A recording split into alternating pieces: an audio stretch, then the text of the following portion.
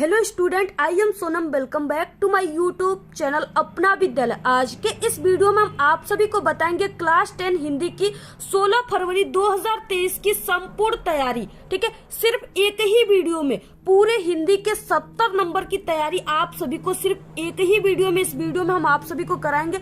अगर आप लोग इस पूरे वीडियो को देख लिए तो इससे बाहर आप सभी के हिंदी के पेपर में एक भी क्वेश्चन नहीं आएंगे, ये मेरी 100% गारंटी है। ठीक है, अगर एक भी क्वेश्चन इससे बाहर आप सभी के पेपर में आ गया तो आप लोग हमारे इस वीडियो को अनलाइक कर देना और चैनल को अनसब्सक्राइब कर देना। लेकिन हम जितना भी यहाँ पे क्वेश्चन बता रहे हैं उसकी 100% गारंटी है। ठीक है, हर साल जितने भी क्वेश्चन बताते हैं सभी क्वेश्चन आप सभी के पेपर में आते हैं।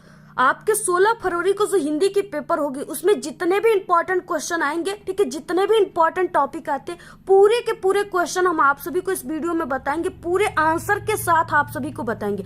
अब की बार आप सभी को हिंदी में बिल्कुल 95% लाना है। ठीक है, तो आप लोग इस वीडियो को बिना स्किप के लास्ट तक देखिएगा। ठीक है, सबसे पहले हम आप सभी को यहाँ पे ये बता दें कि आपको इस वीडियो में हम आपको क्या क्या बताएंगे, आपके हिंदी के पेपर में क्या क्या आएंगे। ठीक है, तो सबसे पहले देखिए आप सभी को पूरे उत्तर के साथ बताएंगे और जितने भी यहाँ पे टॉपिक बताएंगे वो 100% गारंटी कि पूरे आपके 16 फरवरी हिंदी के पेपर में छपे रहेंगे।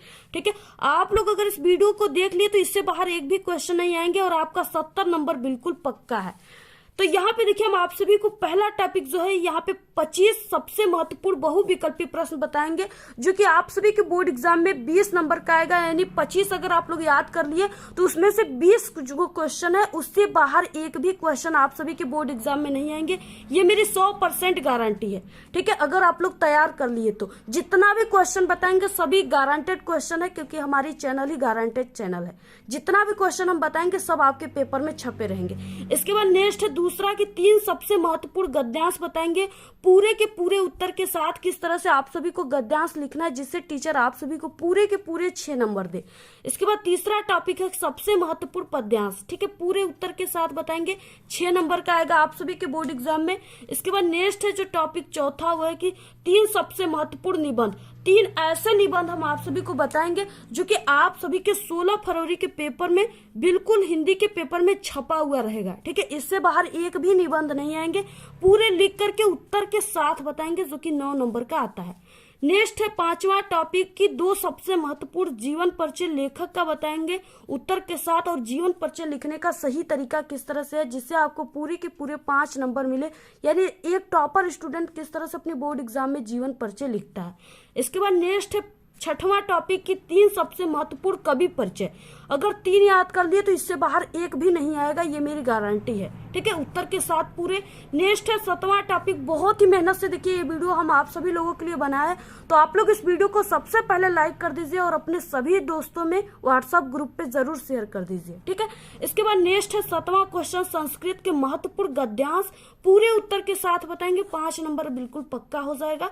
इसके बाद नेक्स्ट है 8वां क्वेश्चन संस्कृत के महत्वपूर्ण गद्यांश पद्यांश। ठीक है, दोनों यानी पद्यांश गद्यांश दोनों आएंगे, ये भी 5 नंबर का रहेगा।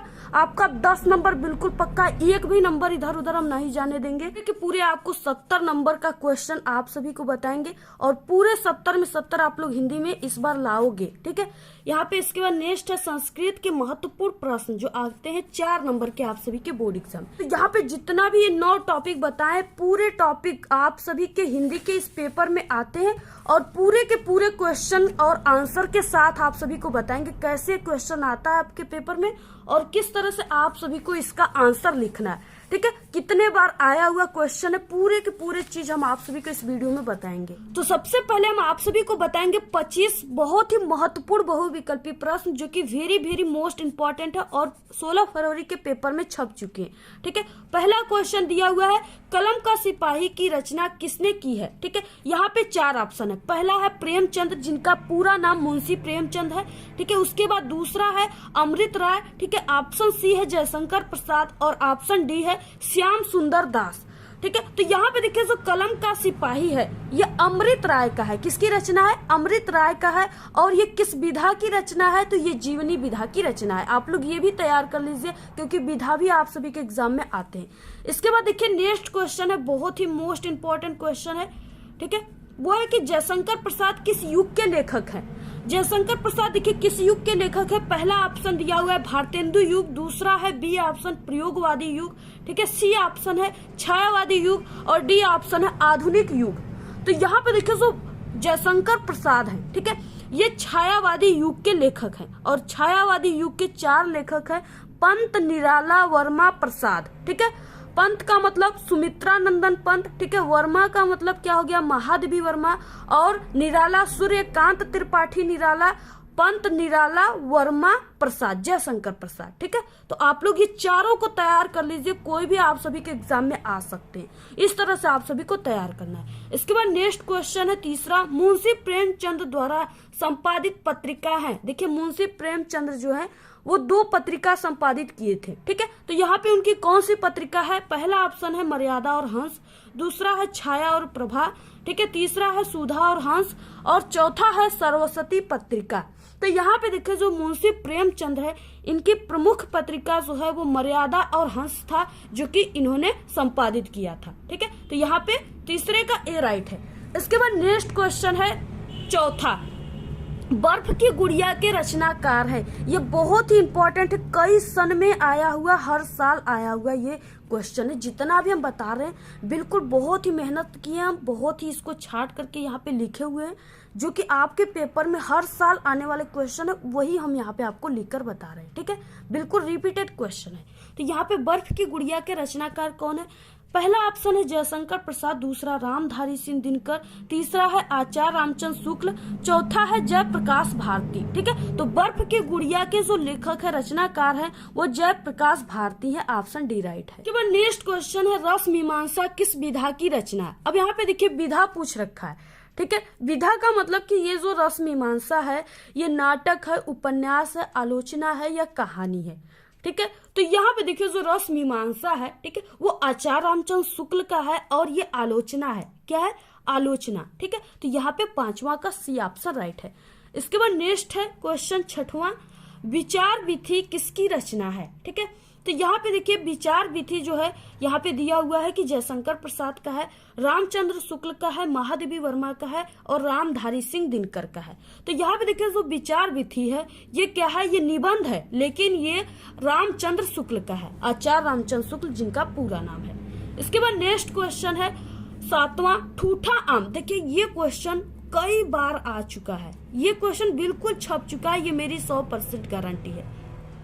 हर साल ये क्वेश्चन को बताते हैं और ये क्वेश्चन पेपर में आते हैं। जितने भी स्टूडेंट हर साल हमारे चैनल से तैयारी करते हैं ना, वो बोर्ड एग्जाम में जिला टॉप ही नहीं बल्कि हर साल 95% लाकर प्रदेश टॉपर बनते हैं।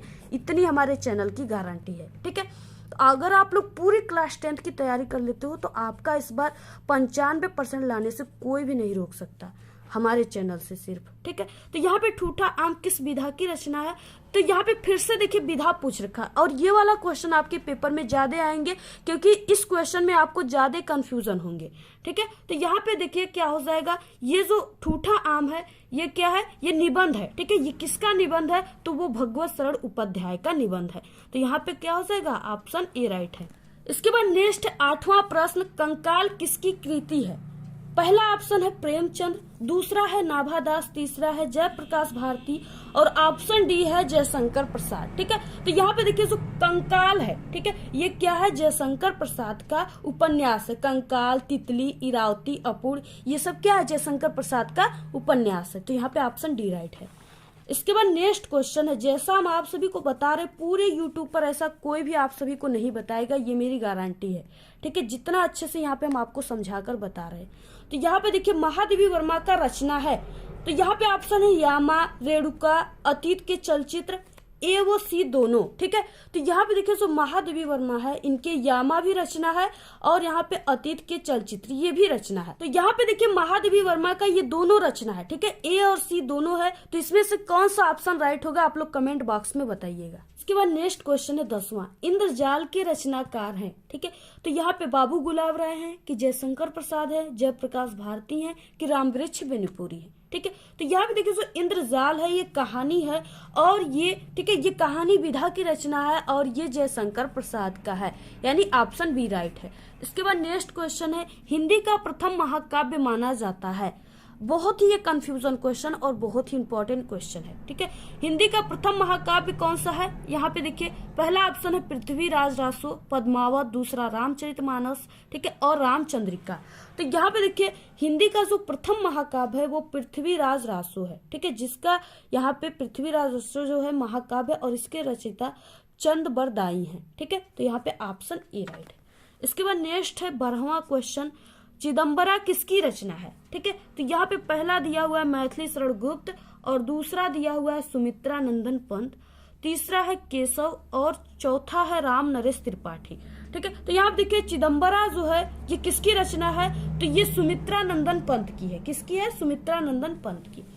इसके बाद नेक्स्ट है 13वां, पथिक कृति के लेखक है, बहुत ही इंपॉर्टेंट है ये।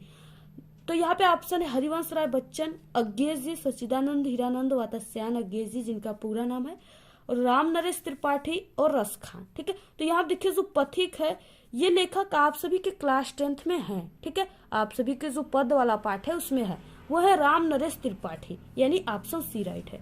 नेक्स्ट है 14 क्वेश्चन, जयशंकर प्रसाद का जन्म कब हुआ था? अगर आप लोग हमारे चैनल से जीवन परिचय याद किए होंगे जयशंकर प्रसाद का तो आप लोग इसका आंसर जानते होंगे। ठीक है, क्योंकि बहुत ही इंपॉर्टेंट है और आगे हम आपको इनका जीवन परिचय भी बताएंगे अच्छे तरीके से बिल्कुल लिख करके। तो आप लोग इसका आंसर देखिए कमेंट बॉक्स में दीजिए। ठीक है, यहाँ पे पहला ऑप्शन है 1889, ठीक है, 1885, 1838 और 1887।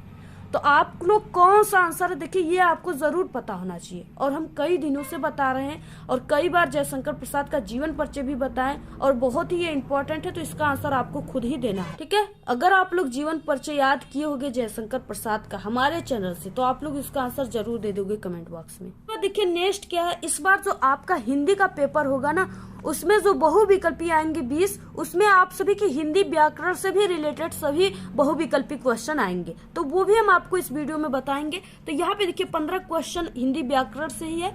प्रति सुनी उकुसही, ठीक है, अकुसाही, देखी दशा, हरिगन, मुस्काही में कौन सा रस है? तो यहाँ पे देखिए मुस्काही यानी मुस्कुराना, लोग मुस्कुराते कब है? जब वो खुश रहते हैं तब। ठीक है, तो यहाँ पे कौन सा रस हो जाएगा? पहला है करुण रस, हास्य रस, वीर रस, शांत रस। ठीक है, तो यहाँ पे देखिए मुस्कुराना का मतलब बहुत ही खुश इंसान है यानी बहुत ही प्रसन्न है, तो यहाँ पे हास्य रस है। कौन सा है? हास्य रस, ऑप्शन बी है।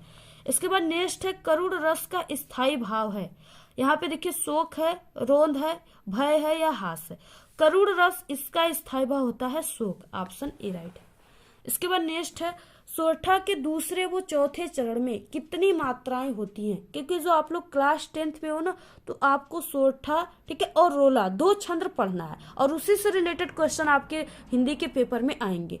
तो इसकी हम पूरी डेफिनेशन, परिभाषा सब कुछ बता दिए हैं आपको सबसे पहले। ठीक है, आपको अगर सोरठा और रोला का पूरा परिभाषा याद रहेगा तभी आप लोग इस ऑप्शन को सही कर पाओगे। तो यहाँ पे देखिए सोरठा के दूसरे व चौथे चरण में कितने मात्राएं होती हैं? ठीक है, तो वो 13-13 होती हैं। कितनी मात्राएं होती हैं? 13-13। ठीक है, दूसरा और चौथा में 13-13 होते हैं और पहला और तीसरे में 11-11 मात्राएं होती है। ठीक है, तो यहाँ पे ऑप्शन बी वाला राइट है। इसके बाद नेक्स्ट है 18 क्वेश्चन, पीपर पात सरिस मंडोला में कौन सा अलंकार है? तो यहाँ पे देखिए पीपल के पत्ते से मन की तुलना की गई है, यानी यहाँ पे तुलना की भाव आ गया, यहाँ पे उपमा अलंकार हो गया। ठीक है, ऑप्शन ए राइट है। इसके बाद नेक्स्ट 19 क्वेश्चन, बचपन, लड़कपन, पागलपन में प्रत्यय है, यानी इन तीनों में कौन से प्रत्यय हैं? पहला है पा, ठीक है, दूसरा है वान और तीसरा है पन और चौथा है आ। तो यहाँ पे देखिए प्रत्यय का मतलब क्या होता है, सबसे पहले ये समझिए, आप लोग रटिए मत। ठीक है, तो यहाँ पे देखिए प्रत्यय का मतलब कि किसी भी वर्ड के पीछे लगने वाले जो वर्ड हैं उन्हीं को प्रत्यय कहते हैं। ठीक है, तो इसमें क्या लगा है पीछे? सभी में पन पन पन, तो यानी इसमें प्रत्यय क्या हो गया? पन। ठीक है, ऑप्शन सी राइट है। इसके बाद नेक्स्ट क्वेश्चन है 20वां, जल और थल में कौन सा समास है? ठीक है, तो यहाँ पे ऑप्शन है द्वंद्व समास, कर्मधारय, द्विगु समास, कोई नहीं। तो यहाँ पे देखिए जहां भी जिस वर्ड में इस तरह से और का लोप हो गया वहां पे द्वंद्व समास आप लोग आंख मूंद कर मार दीजिएगा। ठीक है, क्या है यहाँ पे? द्वंद्व समास, ऑप्शन ए राइट है। ठीक है, इसके बाद नेक्स्ट है 21, फूल का तत्सम होगा। फूल, इसका तत्सम क्या होगा? फूल को आप लोग एक और भाषा में जो जानते हो वही तत्सम है, क्या कहते हैं, पुष्प। तो यहाँ पे हो जाएगा पुष्प, ठीक है। इसके बाद नेक्स्ट है, देखिए 22 क्वेश्चन। बादल का पर्यायवाची शब्द है, 4 ऑप्शन है, नभ, जलद, कुरंग, ठीक है, सुधा। तो यहाँ पे हम आप सभी को बता दें, अगर आपको जल का पर्यायवाची याद है तो आप लोग बादल की पर्यायवाची को समझ जाओगे, ठीक है। तो यहाँ पे क्या है, देखिए जल को क्या कहते हैं, जल की पर्यायवाची यानी पानी की पर्यायवाची जल होती है। अगर पानी के पर्यायवाची कोई भी है, जैसे वारी हो गया, तो उसमें अगर आप लोग लास्ट में द लगा दिए तो वो बादल की पर्यायवाची बन जाएगी, ठीक है। जैसे वारिद हो गए और यहाँ पे जल हो गया तो इसमें हम द लगा दिए, जलद हो गया, ठीक है, इस तरह से। तो यहाँ पे ऑप्शन बी राइट है। इसके बाद नेक्स्ट है 23, इत्यादि में कौन सी संधि है। तो यहाँ पे देखिए आप लोग क्लास 10th में हो तो आपको यड़ संधि पढ़ना है, तो यहाँ पे इत्यादि में यड़ संधि है, ठीक है, ऑप्शन ए। नेक्स्ट क्वेश्चन है, जितना भी क्वेश्चन बता रहा है सब आपके पेपर में छपा रहेगा, और इस वीडियो को थोड़ा सा भी मत स्किप कर दिएगा आप लोग, क्योंकि जितना भी क्वेश्चन यहाँ पे हम आपको बताएंगे ना, आपकी पूरी हिंदी की तैयारी वही रहेगी, उससे बाहर एक क्वेश्चन आएगा ही नहीं। तो आप लोग तैयारी क्या करोगे, सिर्फ जितना वीडियो में बता रहे उतना ही क्वेश्चन आपके पेपर में आएगा और आपको उतना ही तैयारी करना है। अगर इतना तैयारी कर लिए, एक भी क्वेश्चन हम आपको बता रहे कि इससे बाहर नहीं आएगा, ठीक है। जितना क्वेश्चन बताएंगे पूरा क्वेश्चन आएगा। तो यहाँ पे 24 है, फले किस विभक्ति वो वचन का रूप है। तो यहाँ पे दिया हुआ है पहला, ठीक है, पंचमी विभक्ति बहुवचन, तृतीय विभक्ति बहुवचन, सप्तमी विभक्ति एक वचन, प्रथम विभक्ति द्विवचन। तो यहाँ पे फले दिया हुआ है, यानी ये तृतीय विभक्ति बहुवचन का रूप है, ऑप्शन बी राइट है।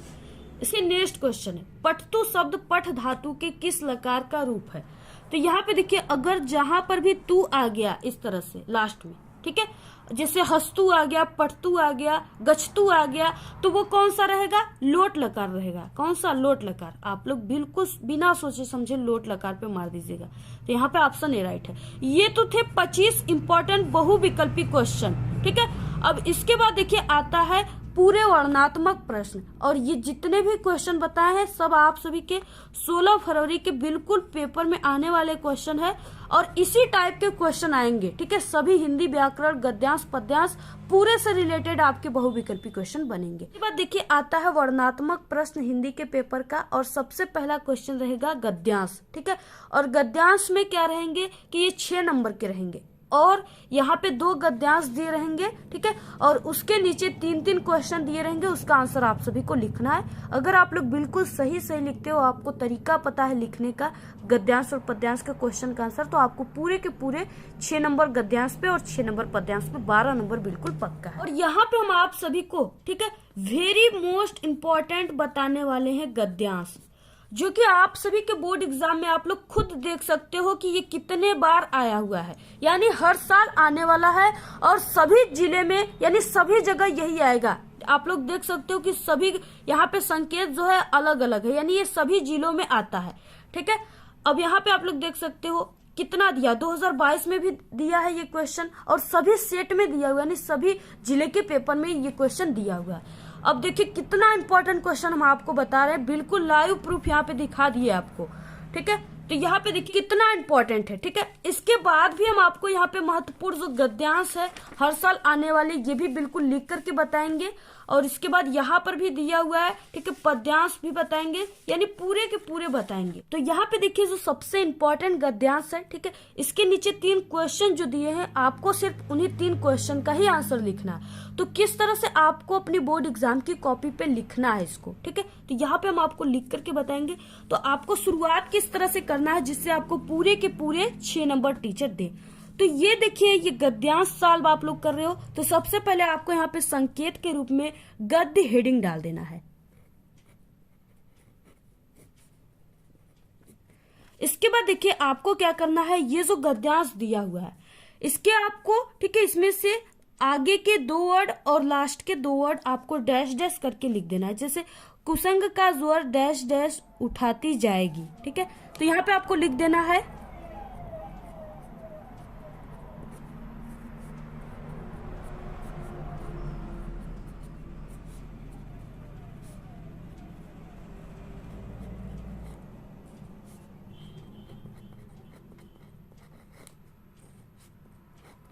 इतना लिखना है। इसके बाद आप सभी को यहाँ पे इस पहले क्वेश्चन में बोला है कि उपर्युक्त गद्यांश का संदर्भ लिखिए। तो आपको यहाँ पे पहला क्वेश्चन है, तो यहाँ पे आपको पहला लिख देना है और यहाँ पे आपको संदर्भ हेडिंग डाल देना है।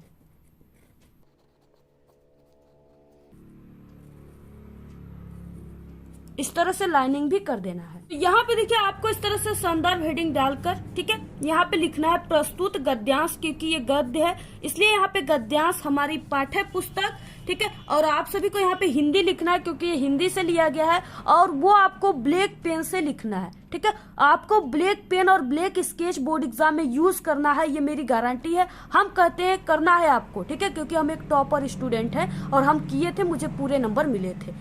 और जो कहता है कि नहीं करना है उसको समझ जाओ कुछ भी नहीं आता है, ठीक है। तो यहाँ पे आपको इस तरह से हिंदी लिखना है ब्लैक पेन से, और यहाँ पे कामा में करके ही लिखना है। और यहाँ पे गद्य खंड में संकलित, क्योंकि गद्य खंड से है तो यहाँ पे गद्य खंड में संकलित, ठीक है। और ये जो है मित्रता पाठ से है, कुसंग का जोर वाला पंक्ति। तो यहाँ पे आपको इस तरह से पाठ का नाम लिखना है और यहाँ पे कांवा लगाकर ही लिखना है, क्योंकि इन्हीं सब चीजों, यही तरीका होता है संदर्भ लिखने का, और इन्हीं तरीकों को देखकर टीचर आपको पूरे नंबर देंगे।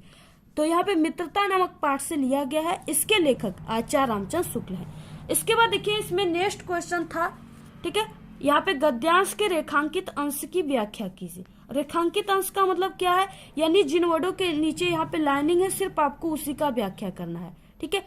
किसी से लेकर के यहाँ पे जाएगी तक सिर्फ इतना ही व्याख्या आपको करना है।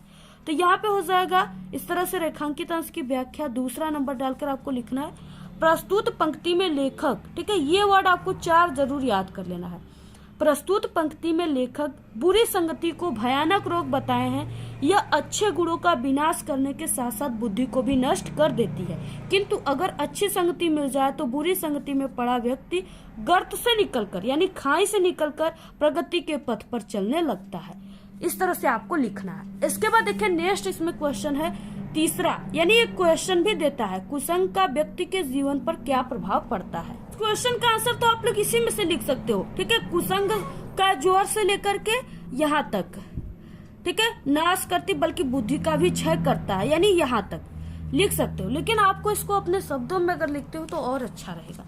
कुसंग का प्रभाव विनाशकारी होता है। यह अच्छे गुणों का विनाश करने के साथ साथ बुद्धि को भी नष्ट कर देती है। वही चीज है, लेकिन आपको अपने शब्दों में लिखना है। तो इस तरह से आपको पूरे यानी गद्यांश को इसी तरह से हल करना है। इसके बाद देखिए जो नेक्स्ट है, यानी दूसरा, यहाँ पे हम 3 आपको बताएंगे इंपॉर्टेंट। अगर तीनों को याद कर लिए तो इससे बाहर कुछ भी नहीं आएगा, ठीक है। तो यहाँ पे दूसरा क्या है, पहला तो हम बता चुके हैं कुसंग वाला, और दूसरा यहाँ पे है यह एक नैतिक और आध्यात्मिक स्रोत है जो अत्यंत काल से प्रत्यक्ष या अप्रत्यक्ष रूप से संपूर्ण देश में बहता रहा है और कभी कभी मूर्त होकर हमारे सामने आता रहा।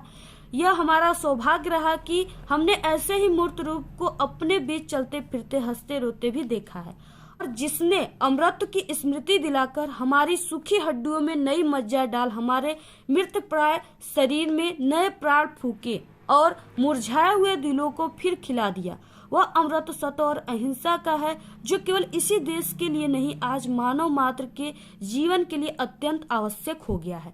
इसमें भी 3 क्वेश्चन है। पहला है इसमें भी संदर्भ लिखने के लिए, दूसरा में रेखांकित अंश की व्याख्या, और तीसरे में एक क्वेश्चन है। तो यहाँ पे देखिए पहले ये किस पाठ का है। यहाँ पे देखिए ये जो पंक्ति है, ये जो गद्यांश है, ठीक है, ये आप सभी के क्लास 10th हिंदी के, ठीक है, भारतीय संस्कृति नामक पाठ से, और इसके लेखक डॉक्टर राजेंद्र प्रसाद है, और यही आपको संदर्भ में लिखना है। तो यहाँ पे हो जाएगा इस तरह से आपको पहले लिख देना है, ठीक है, वही पुरानी बात जो हमने आपको पहले संदर्भ में बताया था लिखने के लिए। तो आपको यहाँ पे 2 वर्ड और 2 वर्ड लास्ट के लिख देना है इस तरह से। इसके बाद संदर्भ आपको हेडिंग डालना है। बोर्ड एग्जाम में कॉपी कैसे लिखे, ठीक है, हिंदी का इस टॉपिक पे हम वीडियो बना चुके। अगर आप लोग नहीं देखे हो तो जल्दी से आप लोग जाकर के देख लीजिएगा। तो यहाँ पे देखिए संदर्भ में प्रस्तुत गद्यांश हमारी पाठ्य पुस्तक हिंदी गद्य खंड में संकलित भारतीय संस्कृति नामक पाठ से लिया गया। इसके लेखक डॉक्टर राजेंद्र प्रसाद जी हैं। इसके बाद रेखांकित अंश की व्याख्या दूसरा में, तो आपको वही व्याख्या करना है उन्हीं लाइनों का जिनके नीचे इस तरह से लाइनिंग है सिर्फ, यानी हमने से लेकर के दिया तक। रेखांकित अंश की व्याख्या क्या हो जाएगा, प्रस्तुत पंक्ति में लेखक कहते हैं कि भारतीय संस्कृति के माध्यम से ही भारत को उसकी, ठीक है, अमरता। यहाँ पे देखिए भारतीय संस्कृति यानी जो पाठ का नाम है आपको इतना लिखने के बाद उसको लिख देना है, ठीक है। तो यहाँ पे भारतीय संस्कृति के माध्यम से ही भारत को उसकी अमरता का पाठ पुनः पढ़ाया गया है। इन्हीं के मूर्त रूप ने प्रतंत्रता के परिणाम स्वरूप निराशा से मुरझाए हुए मन में आशा रूपी ऊर्जा का संचार किया है। हमारी सूख चुकी हड्डियों को अमृत तत्व की स्मृति दिलाकर उसमें नई मज्जा प्रदान की है। यानी इस तरह से लिखना है। इसके बाद इसमें एक क्वेश्चन है, लेखक ने गद्यांश में क्या संदेश देना चाहा। यहाँ पे देखिए तीसरा हो जाएगा कि लेखक यह संदेश देना चाहता है कि हमें भारतीय संस्कृति में विद्यमान स्रोतों से प्रेरणा, ठीक है, लेकर जीवन को सफल बनाना चाहिए। तो इस तरह से आपको लिखना है। 3 हम आप सभी को गद्यांश बता रहे हैं, इससे बाहर कोई भी गद्यांश आपके बोर्ड एग्जाम में नहीं आएगा। आप लोग इस 3 गद्यांश को ही सिर्फ याद कीजिए, ठीक है। आप लोग ज्यादा गद्यांश को याद करने की आपको कोई भी जरूरत नहीं, सिर्फ 3 गद्यांश। इसमें से 2 गद्यांश, दोनों गद्यांश आएंगे, आप लोग को जो मन करेगा उसके आंसर आप लोग लिख लीजिएगा, ठीक है। लेकिन इससे बाहर एक भी नहीं आएंगे यहाँ पे, ठीक है। मित्र का कर्तव्य इस प्रकार बताया गया है, उच्च और महान कार्य में हर प्रकार सहायता देना, मन बढ़ाना, साहस दिलाना कि तुम अपने निज की सामर्थ्य से बाहर काम कर जाओ। यह कर्तव्य उसी से पूरा होगा जो दृढ़ निश्चय और सत्य संकल्प का हो, ठीक है। इससे हमें ऐसे ही मित्रों की खोज में रहना चाहिए जिनमें हमसे अधिक आत्मबल हो। हमें उनका पल्ला उसी तरह पकड़ना चाहिए जिस तरह सुग्रीव ने राम का पल्ला पकड़ा था। इस तरह से ये दिया रहेगा और इस तरह से यहाँ पे रेखांकित अंश की व्याख्या के लिए यहाँ पे लाइनिंग भी रहेंगी और इसके नीचे 3 क्वेश्चन भी रहेंगे। पहले में संदर्भ, दूसरे में रेखांकित अंश की व्याख्या। इससे आपको उसी तरह से लिख देना है, यहाँ पे संकेत के रूप में संदर्भ लिख देना है। प्रस्तुत गद्यांश हमारी पाठ्य पुस्तक गद्य खंड में संकलित मित्रता नामक पाठ से लिया गया। इसके लेखक आचार्य रामचंद्र शुक्ल है। यानी जो ये मित्रता पाठ है, इससे कम से कम आप सभी के बोर्ड एग्जाम में हर साल आता है। अगर आप लोग, ठीक है, इससे 2 तैयार कर लिए तो वो आपके बोर्ड एग्जाम में 1 न 1 जरूर आएगा। क्वेश्चन था रेखांकित अंश की व्याख्या, ठीक है। सिर्फ आपको यहाँ से यहाँ तक की ही व्याख्या करना है।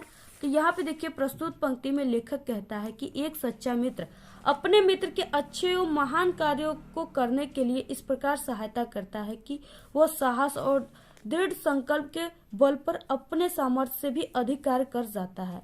किंतु ऐसे मित्र सरलता से नहीं मिलते हैं। ऐसा कार्य वही व्यक्ति कर सकता है जिसका मन शक्तिशाली हो और जो स्वभाव का दृढ़ निश्चयी हो। शक्तिशाली मन और सत्य मार्ग पर चलने वाला व्यक्ति ही संकट आने पर अपने मित्र की सहायता कर सकता है। तीसरा क्वेश्चन था यहाँ पे, ठीक है, मित्र का कर्तव्य कैसा होना चाहिए। तो यहाँ पे मित्र ऐसा हो जो उच्च व महान कार्य में हर प्रकार सहायता दे, किसी कार्य को करने के लिए साहस दे, सत्यनिष्ठ हो, ठीक है, ऐसा होना चाहिए। तो ये है 3 इंपॉर्टेंट गद्यांश, आप लोग तीनों को बिल्कुल रट लीजिए, बहुत ही इंपॉर्टेंट है और आपके पेपर में बिल्कुल छप चुका है। जानी मैं जानी अनजानी महा पवि पाहन हूँ ते कठोर हिये है, राजहु काज अकाज न जनियो, ठीक है, कहो तिह को जिन कान किए है, ऐसी मनोहर मूर्ति ये बिछुरे कैसे प्रीतम लोग जिए हैं, अखियन में सखी राखिबे जोग इन्हें किमी के बनवास दिए हैं, ठीक है। यहाँ तक दिया हुआ है, बहुत इंपॉर्टेंट है ये, और ये तुलसीदास का है। और यहाँ पे देखिए क्वेश्चन है, पहला इसमें दिया हुआ है संदर्भ, दूसरा रेखांकित अंश का व्याख्या, तीसरा है किसका हृदय पत्थर की भांति कठोर है, ठीक है, ये क्वेश्चन है। अब देखिए लिखना कैसे है, यहाँ पे आपको पद हेडिंग डाल देना है क्योंकि अब आप लोग पद हल कर रहे हो, ठीक है। और रानी मैं और डैश डैश दियो है, यानी आपको फर्स्ट का और लास्ट का संकेत डाल देना है। इसके बाद संदर्भ, संदर्भ में क्या हो जाएगा, प्रस्तुत। अब यहाँ पे पद्यांश हल कर रहे हैं तो आपको पद्यांश लिखना है। हमारी पाठ्य पुस्तक हिंदी, ठीक है, हिंदी भी आपको इस तरह से लिखना है। और यहाँ पे आपको अब काव्य खंड लिखना है। क्या लिखना है, काव्य खंड में संकलित वन पथ पर नामक पाठ से लिया गया है। इसके कवि गोस्वामी तुलसीदास या तुलसीदास जी हैं।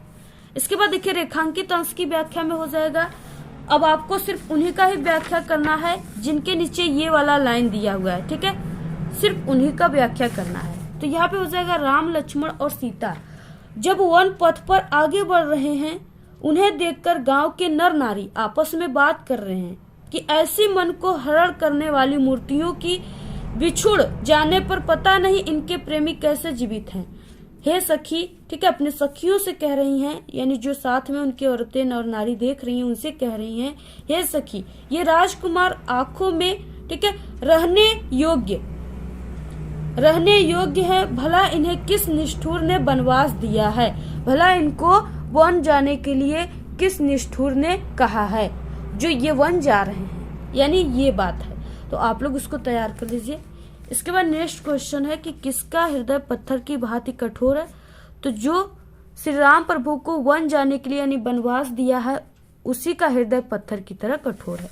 तो यहाँ पे है ग्राम बधुए कह रही है कि जिस रानी ने इन लोगों को वनवास दिया है, उसका हृदय क्या है, पत्थर की भांति कठोर है।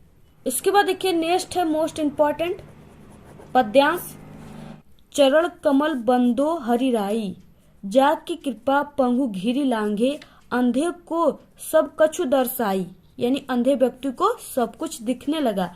बहिरो सुने, यानी जो बहरे थे वो भी सुनने लगे। गुंग पुनि बोले, जो यानी कि जो गूंगे व्यक्ति थे वो फिर से बोलने लगे। में संदर्भ, दूसरे में रेखांकित अंश की व्याख्या, तीसरे में एक क्वेश्चन। किसकी कृपा से लंगड़ा व्यक्ति पर्वत को लांघ जाता है। अब आपको व्याख्या सिर्फ इतना का ही करना है। तो यहाँ पे देखिए सबसे पहले कि ये जो पाठ है ये पद से है और ये इनके लेखक जो है वो सूरदास जी। पूरा लिख करके हम आप सभी को बता रहे हैं, आप लोगों के लिए इतना मेहनत कर रहे हैं, तो आप लोग भी काफी अच्छे तरीके से पढ़िए और काफी मेहनत कीजिए, ठीक है। क्योंकि मेहनत करोगे तभी उसका फल आपको अच्छे मिलेंगे। यहाँ पे देखिए मेरी उंगलियों में छाले पड़ गए, पिचक गए, लेकिन आप सभी लोगों के लिए कितना मेहनत कर रहे हैं। तो आप लोगों का ये कर्तव्य है कि आप लोग वीडियो को शेयर कीजिए अपने सभी दोस्तों में व्हाट्सएप ग्रुप पे, और जितना क्वेश्चन आपको हम बताएं सभी को तैयार कर लीजिए आप लोग, इससे बाहर कुछ भी नहीं आएगा, ठीक है। यहाँ पे आपको पद हेडिंग डालना है, इसके बाद चरण कमल डैश डैश यही पाई तक, यानी फर्स्ट और लास्ट का वर्ड। संदर्भ में प्रस्तुत पद्यांश हमारी पाठ्य पुस्तक हिंदी काव्य खंड के पद नामक पाठ से लिया गया है। इस पाठ के रचयिता सूरदास जी हैं, ठीक है। रेखांकित अंश की व्याख्या में आपको सिर्फ उन्हीं का ही व्याख्या करना है। आपको इस तरह से लिख देना है, मैं उस ईश्वर की कमलवत चरणों की वंदना करता हूँ जिनकी कृपा से लंगड़ा व्यक्ति पर्वत पर चढ़ जाता है, अंधे को सब कुछ दिखाई देने लगता है, बहरा व्यक्ति सुनने लगता है, गूंगा व्यक्ति बोलने लगता है और निर्धन व्यक्ति सिर पर छत धारण कर चलने लगता है। बहुत ही अच्छा है, आप लोग इसको तैयार कर लीजिए। तीसरे में क्वेश्चन था कि किसकी कृपा से लंगड़ा व्यक्ति पर्वत लांघ जाता है। तो वो है कि ईश्वर की कृपा जब होती है, ठीक है, तो क्या होता है कि लंगड़ा व्यक्ति भी पर्वत को लांघ जाता है। बहुत इंपॉर्टेंट है, आप लोग जल्दी से इसको तैयार कर लीजिए। ये वाला भी है, आप लोग इसको भी तैयार कर लीजिए। इसके नीचे ये क्वेश्चन है, ठीक है। इसका आंसर अभी हमने आप सभी को कल ही बताया है, तो आप लोग हिंदी के प्लेलिस्ट में भी जाकर के देख लीजिएगा। इसके बाद देखिए नेक्स्ट है यहाँ पे 5 नंबर का, यानी दिए गए लेखकों में से किसी एक का जीवन परिचय लिखते हुए उनकी प्रमुख रचना का उल्लेख कीजिए। आचार्य रामचंद्र शुक्ल, जयशंकर प्रसाद और डॉक्टर राजेंद्र प्रसाद। तो यहाँ पे देखिए आचार्य रामचंद्र शुक्ल जी का ये जीवन परिचय है। यहाँ पे जिस तरह से हम लिखे उसी तरह से आपको लिखना है, क्योंकि टॉपर स्टूडेंट इसी तरह से लिखते हैं, और ऐसे ही लिखोगे तो आपको पूरे के पूरे 5 नंबर मिलेंगे। तो ये आपको इसी तरह से लिखना है। देखिए आप लोग इसका स्क्रीनशॉट ले लीजिए, जैसे हमने लिखा है उसी तरह से आप लोग लिख लीजिएगा, ठीक है। तो आप लोग पूरा इसकी स्क्रीनशॉट ले लीजिए। इसके बाद यहाँ पे देखिए दूसरा है जयशंकर प्रसाद, ये भी बहुत ही इंपॉर्टेंट है। अगर आप लोग जयशंकर प्रसाद और रामचंद्र शुक्ल का तैयार कर लेते हो तो इससे बाहर कुछ भी नहीं आएगा। तो आप लोग इसको तैयार कर लीजिए, जैसे लिखे उसी तरह से आपको लिखना है, ठीक है। देखिए कवि परिचय, ये भी 5 नंबर का आएगा। तो यहाँ पे आपको गोस्वामी तुलसीदास का तैयार कर लेना है और इसी तरह से लिखना है जैसे यहाँ पे हम लिखे हुए, बॉक्स बनाकर ही लिखना है, तभी आपको पूरे 5 नंबर मिलेंगे जब आप लोग इस बॉक्स को बनाओगे तब। और जीवन परिचय लिखने का यही सबसे सही तरीका है। तो आप लोग इसको भी स्क्रीनशॉट ले लीजिए और आप लोग इसी तरह से, ठीक है, अपनी कॉपी में लिख करके इसको कई बार प्रैक्टिस कर लीजिए एग्जाम से पहले ही। एक पेज में तुलसीदास का जीवन परिचय नहीं हटा है, तो यहाँ पे आधा दिया हुआ है उसकी लाइन, और यहाँ पे लास्ट में आपको रचनाएं लिख देना है 2 से 3। तो इस तरह से आपको लिखना है। तो देखिए हम आपको यहाँ पे 3 सबसे महत्वपूर्ण बताएंगे निबंध, ठीक है, जो 9 नंबर का आप सभी के एग्जाम में आएंगे, और आपको इसको 3 पेज लिखना है, ठीक है। अगर आप लोग 3 पेज लिखोगे तभी आपको नंबर मिलेंगे। 3 पेज से अधिक हो जाएगा लेकिन कम आपको नहीं लिखना है। पहला है पर्यावरण प्रदूषण, जो कि गारंटी की बिल्कुल छप चुका है। इसमें रूपरेखा, ठीक है, रूपरेखा में आपको वही लिखना है जिस पॉइंट पे आप लोग निबंध लिख रहे हो, और आप लोग उससे रिलेटेड कितना पॉइंट इसमें लिखोगे वही आपको लिखना है। तो यहाँ पे रूपरेखा में पहला है प्रस्तावना, आपको इस तरह से लिख देना है। दूसरे में प्रदूषण के प्रकार हैं, ठीक है, इस तरह से आप लोग को लिखना है, स्क्रीनशॉट ले लीजिए। इसके बाद इसके जो प्रकार है उसके बारे में आपको लिखना है। जितने भी प्रकार हैं, मुख्य रूप से जो प्रकार हैं वो 3 ही हैं, ठीक है, वायु प्रदूषण, जल प्रदूषण, ध्वनि प्रदूषण। और रासायनिक प्रदूषण मुख्य रूप से नहीं है, अगर आप लोग लिखना चाहोगे तो आप लोग लिख लीजिएगा, ठीक है। वो हमारे एक और भी इम्पोर्टेंट है प्रदूषण पे निबंध की वीडियो, उसमें आप लोग जाकर देख लीजिएगा। तो आपको इस तरह से हेडिंग डालकर इसमें अपनी भाषा में लिख देना है। आप लोग स्क्रीनशॉट ले लीजिए इसका और आप लोग लिखकर तैयार कर लीजिए। प्रदूषण के कारण, ठीक है, इस तरह से लिखना है। और इसके बाद प्रदूषण को रोकने का उपाय और लास्ट में आपको उपसंहार लिख देना है, ठीक है। और इस तरह से अगर आप लोग लिखते हो पूरा का पूरा निबंध तो 100% गारंटी आपको 9 नंबर पूरे के पूरे मिलेंगे। दूसरा है आतंकवाद का कारण एवं निवारण, ठीक है। तो यहाँ पे इसमें भी आपको वही तरीका अपनाना, आप लोग स्क्रीनशॉट ले लीजिए। इसके बाद यहाँ पे है आतंकवाद का अर्थ, आतंकवाद का कारण, ठीक है, पूरा इसी तरह से आपको लिखना है। आतंकवाद की समस्या का निवारण, ठीक है, लास्ट में उपसंहार, इस तरह से आपको पूरा इसी तरह से लिखना है। नेक्स्ट है यहाँ पे तीसरा, विज्ञान वरदान है या अभिशाप या विज्ञान का चमत्कार, इसमें भी आपको इसी तरह से लिखना है, ठीक है, पूरा इसी तरह से आप लोग। विज्ञान का देन, तो यहाँ पे विज्ञान किन किन क्षेत्रों में आविष्कार हुआ है, ये वाला चीजें आपको इसी तरह से पूरा लिखना है। में आपको विज्ञान वरदान या अभिशाप है, ठीक है, तो ये दोनों है, ये लिखना है। और लास्ट में आप सभी को उपसंहार लिख देना है इस तरह से, यानी पूरा निबंध आपको इसी तरह से लिखना है। अगर आप लोग ये 3 निबंध तैयार कर लेते हो तो आपका 9 नंबर बिल्कुल पक्का है। तीनों निबंध बिल्कुल पेपर में 16 फरवरी को छपे रहेंगे, ठीक है। आप लोग तीनों में से जिस पे आपका मन करेगा उस पे लिख लीजिएगा, इससे बाहर कोई भी निबंध नहीं आएंगे। नेक्स्ट क्वेश्चन जो है, ठीक है, वो है कि निम्नलिखित में से किन्हीं 2 प्रश्नों का उत्तर संस्कृत में लिखिए। और ये 4 नंबर का आपके बोर्ड एग्जाम में आता है, ठीक है, यानी एक क्वेश्चन को अगर आप लोग करते हो तो 2 नंबर, दूसरे को भी कर देते हो तो आपका 4 नंबर बिल्कुल पक्का है। तो पहला दिया हुआ है बीरह केन पूज्यते, ठीक है, ये क्वेश्चन बहुत ही मोस्ट इम्पोर्टेंट है, आप सभी के एग्जाम में बिल्कुल पेपर में हिंदी के छप चुका है। तो यहाँ पे देखिए बीरह केन पूज्यते, तो सिर्फ आपको केन की जगह लगा देना है बीरेड़, ठीक है, बाकी यही सब चीजें बीरह बीरेड़ पूज्यते, इस तरह से, ठीक है। इसके बाद नेक्स्ट है पदेन बिना किम दूरम याति, तो आपको यहाँ पे लिख देना है पदेन बिना पत्रम दूरम याति, यानी जो पत्र होता है वो बिना पैर का बहुत दूर दूर तक चला जाता है। इसके बाद नेक्स्ट है तीसरा चंद्रशेखर का आसित, तो चंद्रशेखर एक प्रसिद्ध क्रांतिकारी देशभक्त च आसित, ठीक है, आपको ये भी तैयार कर लेना है। इसके बाद नेक्स्ट क्वेश्चन है भारतीय संस्कृति की दिशा अस्ति, तो भारतीय संस्कृति सदा गतिशीला वर्तते, ठीक है, तो आप लोग को ये भी तैयार करना बहुत इंपॉर्टेंट है। नेक्स्ट है प्रुराजा का आसित, तो प्रुराजा एक भारतीय वीर आसित। नेक्स्ट है अलछेंद्र का आसित, अलछेंद्र यवन राजा आसित। तो अगर आप लोग ये पूरा क्वेश्चन तैयार कर लेते हो, यानी यहाँ पे हमने आप सभी को 6 क्वेश्चन बताया, अगर आप लोग ये पूरे 6 क्वेश्चन तैयार कर लेते हो तो इससे बाहर एक भी संस्कृत के क्वेश्चन नहीं आएंगे, ये मेरी 100% पूरी गारंटी है। जितना भी बता रहे हैं आपको पूरे यूट्यूब पर ये कहीं पर भी नहीं बताया जाएगा, ठीक है। इसलिए आप लोग देखिए इस वीडियो को अपने सभी दोस्तों में शेयर कीजिए और चैनल को सब्सक्राइब कर लीजिए अगर आपको इस बार 95% बोर्ड एग्जाम में लाकर एक टॉपर स्टूडेंट बनना है तब। ये रहा आप सभी का क्लास 10 हिंदी की 16 फरवरी 2023 की पूरी तैयारी, ठीक है। ये जो पेपर है इसकी पूरी क्वेश्चन हम आप सभी को बता चुके हैं, इस पेपर की पूरी वीडियो बन चुकी है, आप लोग अगर नहीं देखे हो तो प्लेलिस्ट से जाकर देख लीजिए, और हिंदी की प्लेलिस्ट बनी हुई है वहां से सभी हिंदी की भी वीडियो देख लीजिएगा। अगर आप लोग पूरी तैयारी हमारे चैनल से हिंदी की क्लास 10 की कर लेते हो तो आपका 95% पक्का है, यानी आपके सभी सब्जेक्ट में 70 में 70 आएगा, ये मेरी 100% गारंटी है। जितना भी क्वेश्चन बता रहे हैं सभी सब्जेक्ट का पूरे के पूरे पेपर में छपे रहेंगे। जब आप लोग एग्जाम देने जाओगे तब आपको पता चलेगा कि हाँ ये सभी जो क्वेश्चन आए हुए सब सोनम मैम के द्वारा बताया गया क्वेश्चन है। तो आप लोग इसी तरह से पूरे को तैयार कर लीजिएगा, सिर्फ आप लोग आज ही इन सभी क्वेश्चन को तैयार कर लीजिए और डेली इसका रिवीजन कीजिए, ठीक है। आपको हिंदी में किस तरह से कॉपी लिखना है, सही तरीका क्या है, इसकी 3 वीडियो हमारे चैनल पे है, आप लोग तुरंत जाइए और आप लोग हमारे चैनल से वीडियो देख लीजिए, ठीक है। आप लोग को किसी भी सब्जेक्ट में अगर आप लोग कमजोर हो और बोर्ड एग्जाम में पास होना चाहते हो, आपको जो टॉपिक पे वीडियो चाहिए आप लोग सिर्फ हमारे अपना विद्यालय यूट्यूब चैनल का नाम यूट्यूब पर सर्च कीजिए और आपको जिस टॉपिक पे वीडियो चाहिए वो टॉपिक का नाम सर्च कीजिए, ठीक है। दोनों को साथ में आप लोग लिखिए, वहां पे हमारी वीडियो आ जाएगी और आप लोग आराम से देख सकते हो उसको।